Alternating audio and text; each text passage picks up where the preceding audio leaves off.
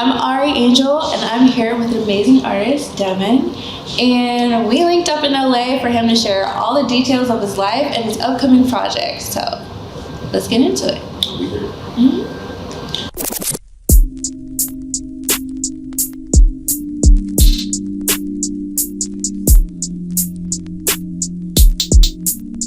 So I'm really excited because we finally got to link up. Devinn, you're here. Please tell everybody, introduce yourself, tell us what you do, and why you're here. Too easy. I'm Devinn Le'Raay. I'm an R&B singer, like real R&B. And I'm self-proclaimed the coolest man on the planet. Why? Well, simply put, everything doesn't deserve a reaction. I'm the one that caused the reaction. Okay, we like the confidence. We see it. So, Okay. that's pretty much me in a nutshell. You have such an interesting story. Obviously, I've gotten to know your story a little bit. Can you tell us how you got into music, why you're here right now, and just kind of like tell us your story a little bit? Alright, so basically, like I got the typical story, like singing in church as a kid. Like I first realized I could sing when I was like 6. Grew up singing in church. Mama made me do it. Got away from it though. I was in the army, and my tour in Afghanistan, we had a little downtime, so we would like had MacBooks and used GarageBand and like record ourselves. GarageBand, that's crazy. For real. And this actually sounded good. I had a song, it never got released. It was called Lingerie. And hearing myself back, I was like, okay, I could probably do this, you know. But never did nothing with it. A few years later, me and my bro was riding in the car, and we had a little inspiration. I won't get into that, but we decided to just try it, just try music. So we hit the studio, and ever since it's just been growing. That's amazing. Now I'm here. We're happy for you. That's great. Okay, so obviously you said you are R&B and an artist, and do you feel like R&B is dead, or do you think it's very much alive today? It's not dead. It was missing. It was missing that action. You know, the spotlight been on hip hop for like the longest time. I mean, you can't be mad at it because we all like to turn up. Like it is what it is. For sure. But I think that it's slowly emerging back to what it might have once been. So it's very much not dead. It was just missing. Saying that like R&B isn't dead, like that's so much confidence, obviously. So who are you listening to right now that makes you think that like, you know, our generation is really carrying the genre? So I'm gonna start by saying myself. Okay. I'm carrying the torch with a couple different people. So Lucky Day. SZA.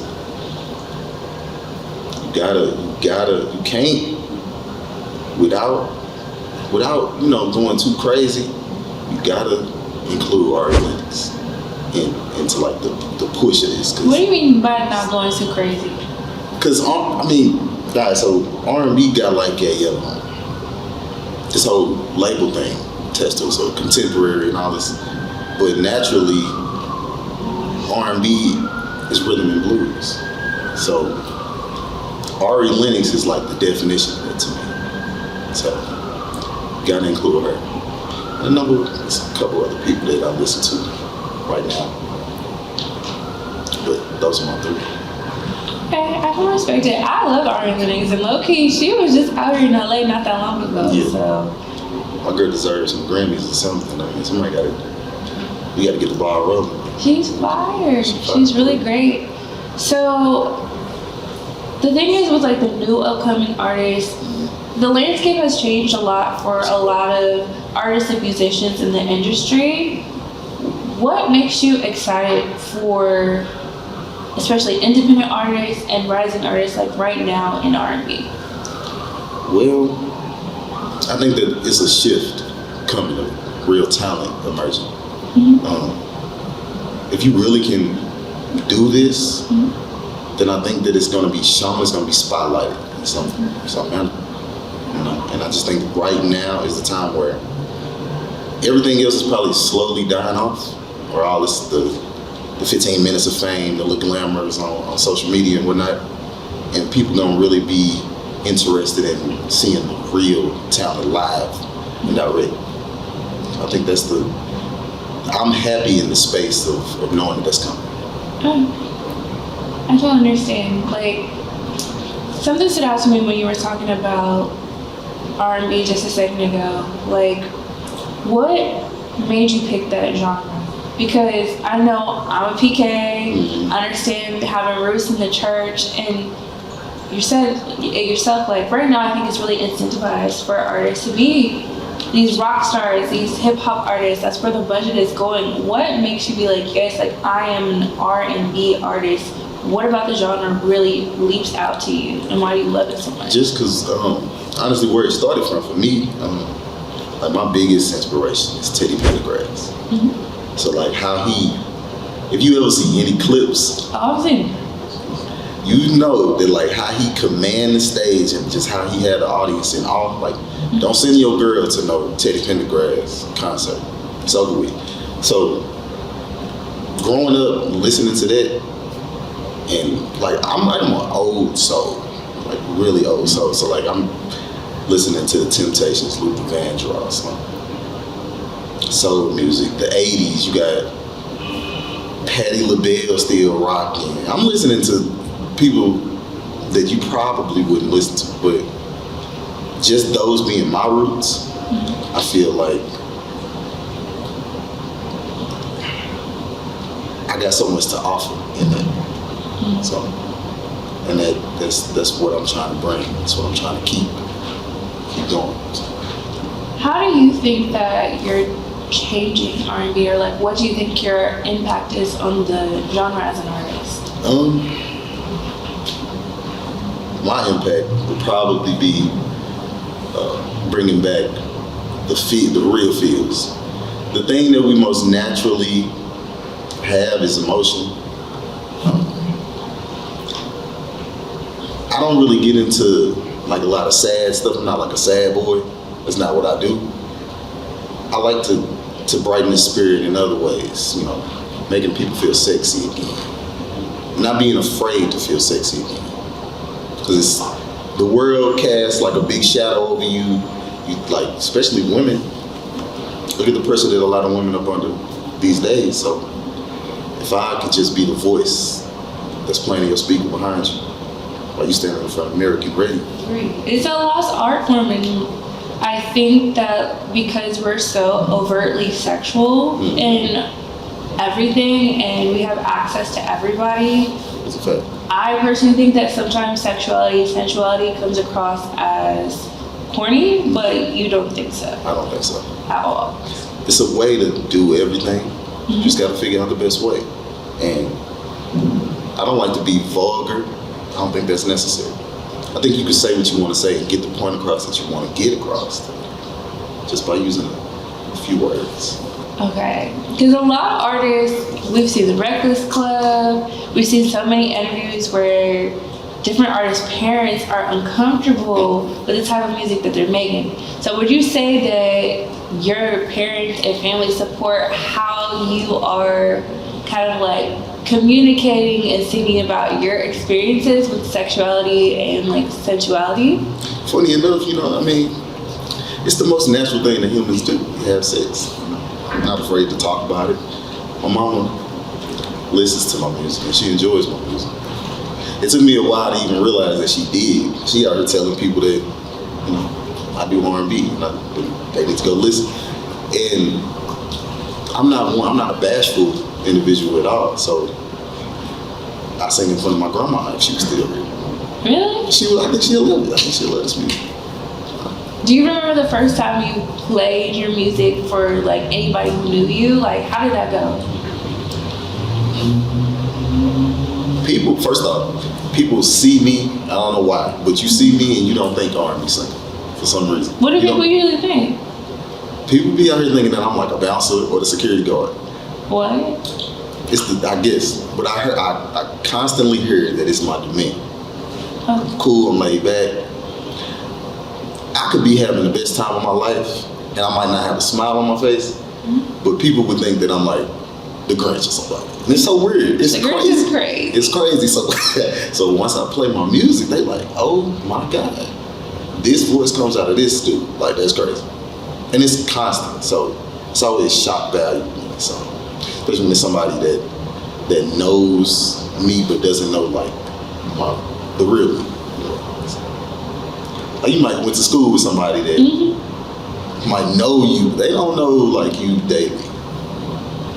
Okay, so obviously it's a talent to be able to sing. So are you one of those people where it's like you like to keep it in your back pocket and be like, no, I can really sing? Or are you one of them who's like, I'm gonna just bust it out, and when I can, I'm gonna sing everything, everywhere I'm going? Like, are you that friend that's just like never shutting up? Because if I was, for example, if I could dance, you would hate me. Like, I would really be like Chris Brown. Like, I'd be doing backflips. Like Cat Williams said on Morion Woods.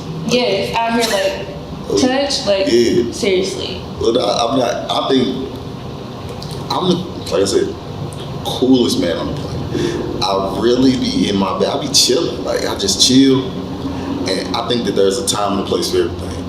I don't even do karaoke because I don't want people to think I'm hella extra when I get up there. And I straight sing, and it just book everything. What do you mean you don't do karaoke? I don't do it personally. Like, I go, but I don't grab a mic and do it. I think that's why you have the talent I know. Because if I could sing, best believe I would be up there at every karaoke night, being like, let me give y'all a show. See, I be chilling. The only reason most of my friends that knew I could sing before I took it seriously is because if they ride in the car with me and some R&B come on, I'm singing it. I ain't shy right my partners. But that'd be the only way. Or if we out, R&B is playing, I'm singing. They're like, oh, that voice is coming out of him, so it's it's surprising. But I'm not extra with it. I be chilling. So how do you balance your artistry with your everyday life? Because you seem so like chill about it. So how do you prioritize, like, okay, I'm really an artist, I'm really passionate about this. With like, we're not gonna be back here. Like, it's hard to survive, especially in the cities that we're in. Like, life is expensive. Like, how do you manage all of that? So I look at it like this, and it ain't cliche to say no more, but you're only gonna make it as far as you push yourself. I gotta go put some time. Once I discovered that this craft I can be good at it, why not give it that time? Why not give it the extra push? I can be tired as hell, but I'm gonna write a song. It's just me.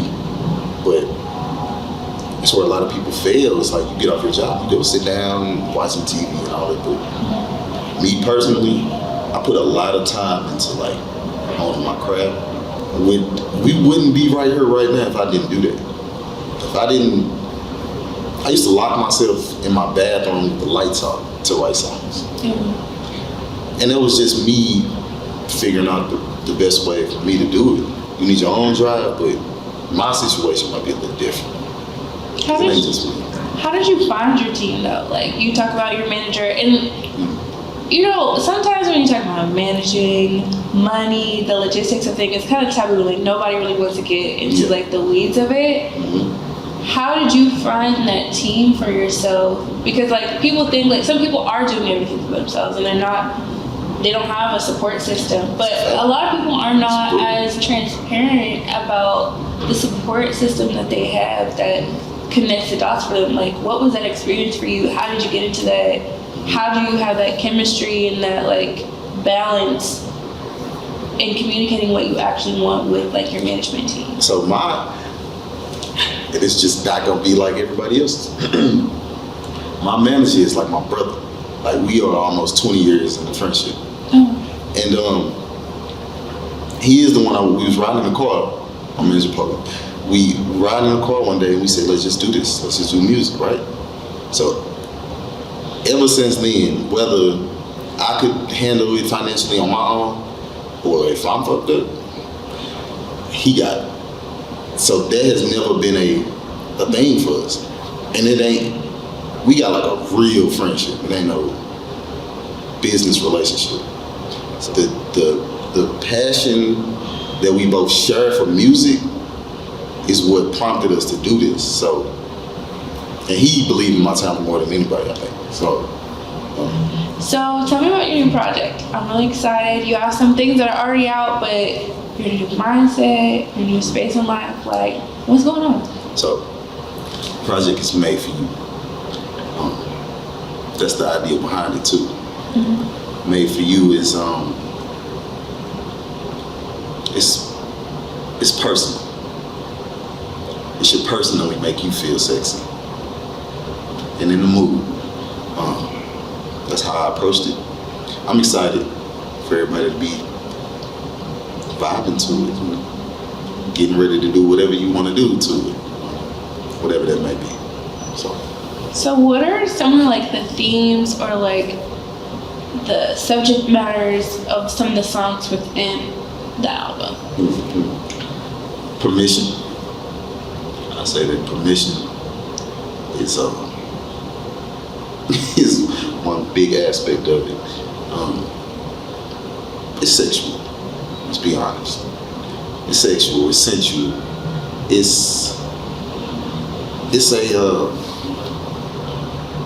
It's a guide, more or less. Okay. So obviously, to even talk about sex or whatever, you're leaning on your relationships from the past, and you're talking about dating and stuff like that. Real quick, because I'm sure there's some people that want to know: are you for the streets? Are you dating? Are you single? Are you taken? Like, what's going on with you? I'm married. To who? My music. Oh my god. It's so crazy. It's so. Oh my god. Oh my god. So, that was very Cancer. You know, I mean, it just is what it is. I'm sorry, but I'm single though. But I'm married. Okay, are you a person that actually loves love, or hold on, or are you the king of situationships and you're a menace to the streets? No, I'm not that bad. Anybody that has dealt with me. Alright, so look. Nah. There's an irony to that straight. There might be a couple people that don't agree with what I'm about to say, but you know, I'm not out here just breaking hearts. Mm-hmm. I'm not out here selling dreams. But I know that the commitment that this takes is totally different than what I can give to you right now. So I'm saying, and I'm married to my music. Okay. So, fortunately. What lessons or experiences did you have from your previous relationships that you poured in to your music right now and into this project right now? I've been doing this a while. So, you know, it's life experience in dealing with the opposite sex of sensuality. Oh my god, look, we are coming off the pandemic. Like, we low-key still in it. Everybody had a pandemic boo. We know you had to be caught up into something. So I feel like you need to tell us specifics of what was going on with that. Because obviously, we know you've put out music before. Uh-huh. You've had several projects that's come out, some singles, some EPs, a whole album. And you're obviously growing and transforming as not only an artist, but a man. Mm-hmm. So, like, what is the difference between, like, the headspace that you're in now pouring into this project versus all the other stuff that you've done? It being relationship based, but I went through something very heavy just this past year. And I was a little, like, I didn't want to fall into, like, a deep depression or anything. So I had to lock myself in that bathroom again. Not the bathroom. Mm-hmm. And I had to get back to who I was, because you lose yourself after a rough go of things. So I had to realize that I'm Devinn Le'Raay. At the end of the day, my mama named me this. I look in the mirror, I'm Devinn Le'Raay. And that helped me write this project. Because I was like, and it's so crazy, I feel like I got so much better than before, and that might just be life. I was in a crazy headspace, but I was in a headspace of, hey, look, you gotta take the reins and you gotta challenge yourself. Mm-hmm. And here we are. Mm-hmm. Simply put. Okay, I have a serious question for you. What's that? Do black men cheat? No. Look at me. Don't look out. Hey, 'cause look, right? I don't know all these niggas. And the problem is, you know, I can speak for myself, you know, but I don't know all these brothers. And I don't cheat. Because you can't cheat if you weren't in a relationship That's to a begin with. fact. Oh my God. Be for real. For anyone who's checking you out for the first time, and of course you want people to get to know you, what is something that you want new viewers, the people that have been rocking with you, to just know about you as an artist? I'm probably the most humble human being that you'll ever meet, but I got the most confidence at the same time. And my music ain't just aimed at sex. It's more so having the confidence to walk through this life. And you listen, and when I speak to you, I wanted to guide you, not women, just not men, you know, whatever your orientation is. Let me help you. Let me get you there. Okay. Where can people find your music? Everywhere. Everywhere you listen to music, Mayfield is there, Devinn Le'Raay is there. So. Okay, that's awesome.